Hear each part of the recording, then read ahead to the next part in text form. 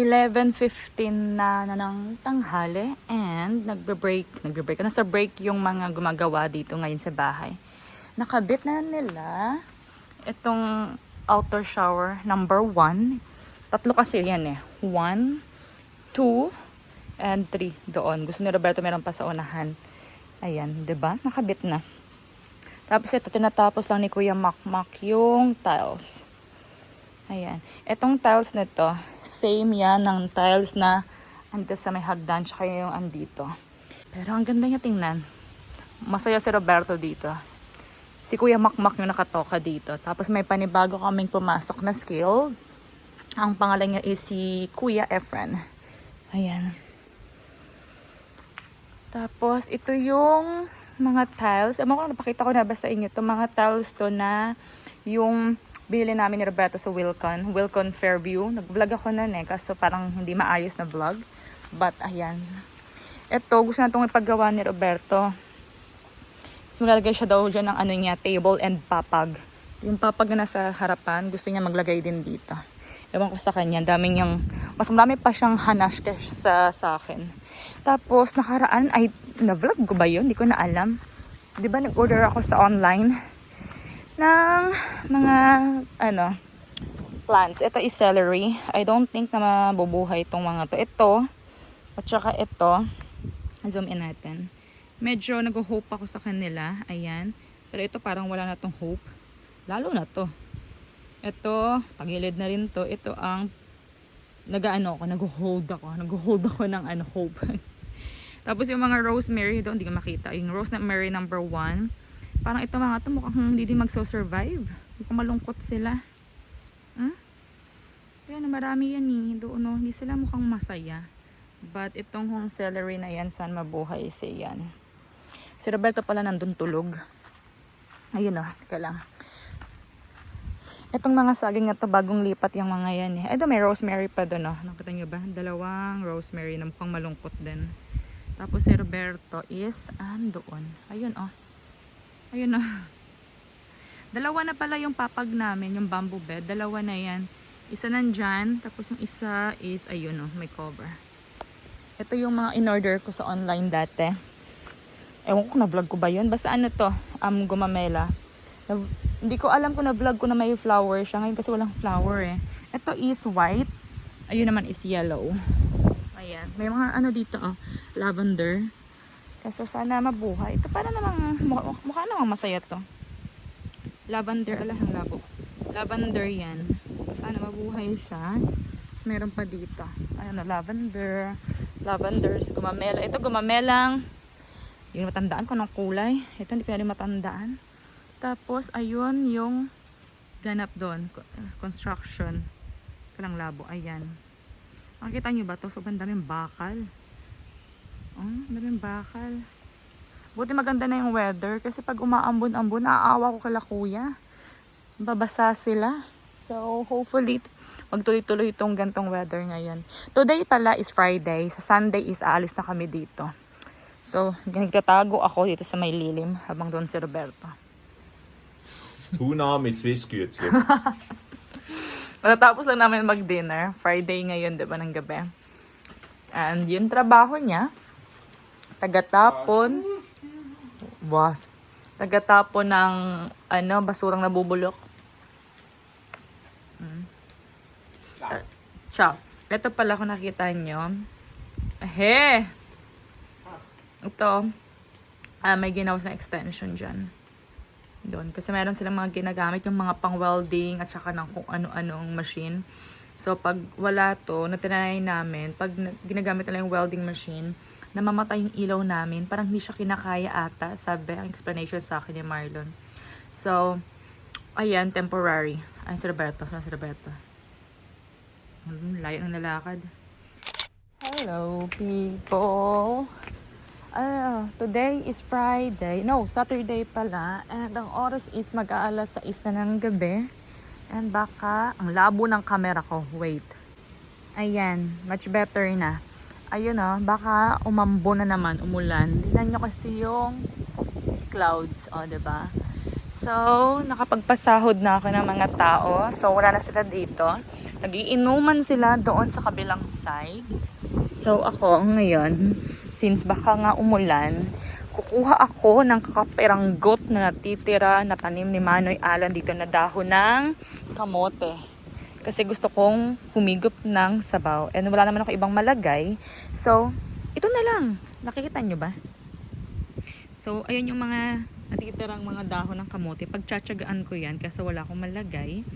Tapos, kukuha ako doon ng tawag nito, Zitronengrass sa German.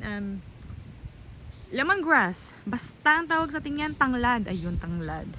So, kuha na tayo dito kasi tingnan nyo yung ulan doon, Andiyan na yung mga kalaban, ang labo. Ba't ang labo ng camera ko? Ayun, So, okay. Andito na ako sa mga tanglad.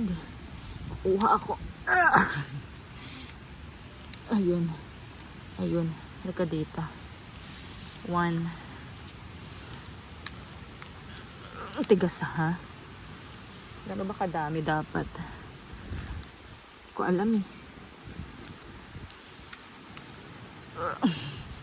Ayun. Okay na ba yan? Konti pa. Okay. I think okay na to. Ganyan. Okay, enough na yan. Thank you, tanglad. Sa uulitin. Okay. Okay. So, ito yung na-harvest kong tanglad. And then, ito naman yung na-harvest kong dahon ng kamote. Ito siya. So, 'di ba? Madami-dami din naman ako nakuha. Ayan, Tsaka ako lang naman. At tsaka baka si Marlon, baka bigyan ko din ng ulam 'yun. Ayan. Tapos ito yung tanglad. So, 'yun. Mag-ano tayo? Magsasabaw tayo ng yellowfin tuna. So, let's go. Okay. Ang oras is 7:50 na ng gabi. Tapos na ako magluto. Ito yung niluto kong sinabawang isda. Tapos itong hindi ko alam, basta isda din yan para kay Roberto. Tapos rice, binigyan ako ni Marlon ng rice. Tapos nanghingi siya ng ulam. So nag-exchange gift kami. So kain everyone. Kain. Good morning people. Ang oras is mga 7:30 na ng umaga. Kanina pa kami gising, mga 6. And currently, kailangan talaga mag-work ng 4 namin na dito, nagkatrabaho. Ang gulo ko, diba? Pumasok silang 4, kasama si Marlon. Si Marlon yung pang-4. Actually, 5 pala sila kasi may natira dito yung isa sa bahay. 5 silang mag-half day today because meron silang kailangan i-pick up sa city. So, ito yung bangka. Paalis na yung bangka. Ayun Ayun yung pangalan ng bangka namin. Siyempre, kayo na ba ipapangalan? Siyempre, sa akin. Shirley A. So, nagre-ready sila. Asan na si Kuya Dandan? Bakit 3 na lang sila dyan? Tumalon si Kuya? Basta 4 sila dyan. Baka dun sa ilalim. Baka dun sa may machine. Napang araw kasi nga maaga pa. Tsaka, I don't think na magkakaaraw na matagal ngayon. Doon banda may araw. Nakikita niya may araw doon. Pero dito kung nasaan kami, walang araw. Tapos kami ni Roberto umiinom kami. Gumawa ako ng tawag nito, banana smoothie. Ayan partner kami. Diba? Ang labo ng camera ko. Basta ayan. Tapos today is, babalik na kami ng Manila pala. Mamaya, ng alas 10 yung ferry namin back to Batangas. Tingnan nga to si Roberta. Papunta dun sa may likod. Hello people! Good morning! Sundan natin si Roberta. 8:30 na ng umaga. Tsaka ko naman. Tignan niyo si Roberto. Pakita ko siya sa inyo. Yan.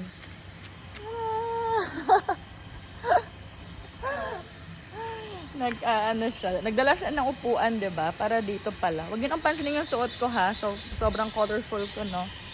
Tapos na yung shower dito. Tapos andoon si Roberto. Ito yung view namin. Tingnan niyo. Ganyan siya. Tapos, Dito yung sa shower. Wala pa dito yung mga ano namin, yung railings dito. May lalagay kami dyan. Tsaka dito sa gilid. Tsaka dito sa gilid.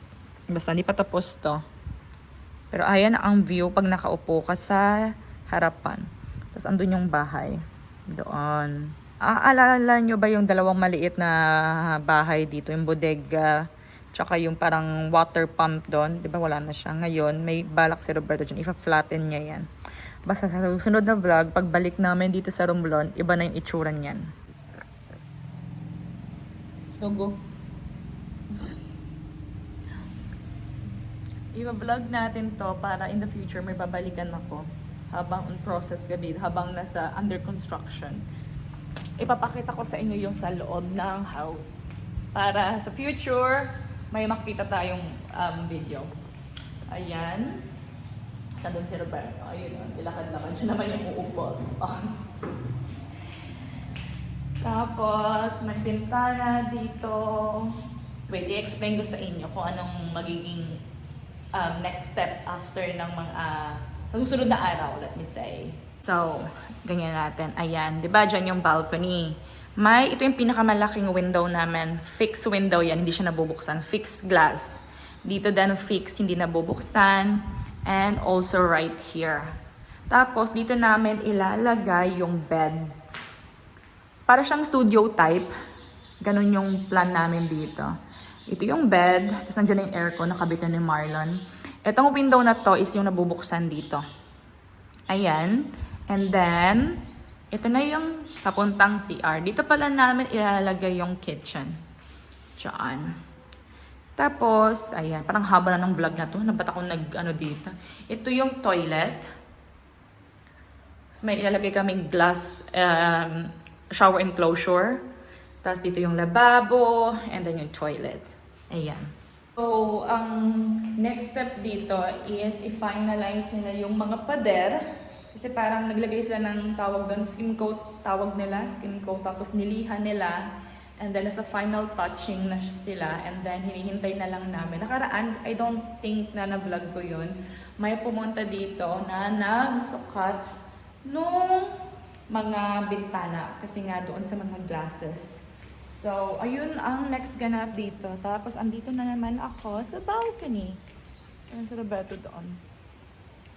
Vlog natin to. Okay. Kahit matagal ako nag-upload, at least may video akong babalikan.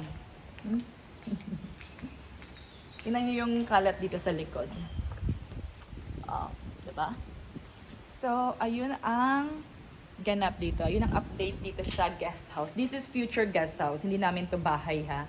Yung bahay namin, yung ginagawa sa kabilang side. Ito is guest house to. So, pag may bisita, dito sila. Ganon. Natapos na rin itong idea ni Roberto. Nakita daw niya yan sa Google. So, ginaya niya yung idea.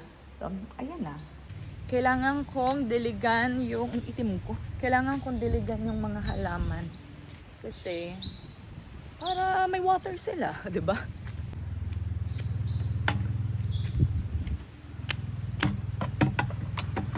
Sige, vlog pa more. Okay, first round. Ang bigat ha. Dito tayo. Unahin natin ang celery. Bigat nito ha. Ilang litro ba ito? 5 or 10? I think 10. Bigat. Okay. Ito yung mga lumalabang celery. Sana lumaban kayo ha.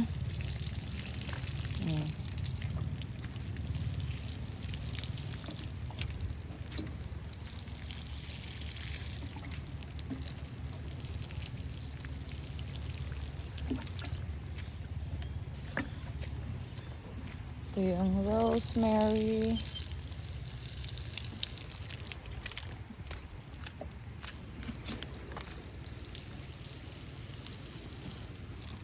Umulan naman kagabi. Kaso, idiligan ko pa rin para sure na may water sila.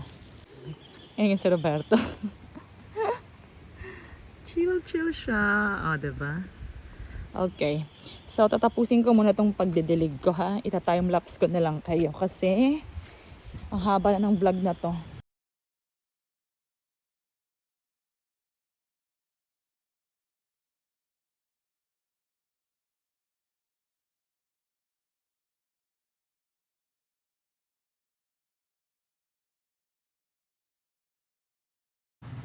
Okay, tapos na akong magdilig. Ngayon,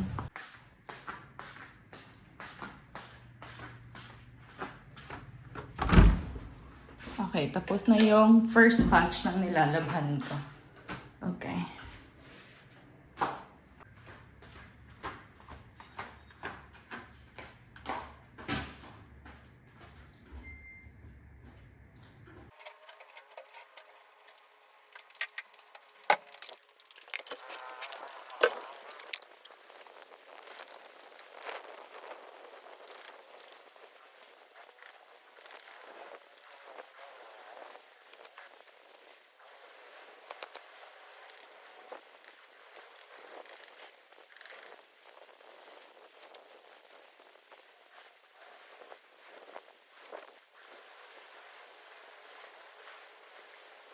Next is itong mga white color naman. Mga bedsheet yan eh.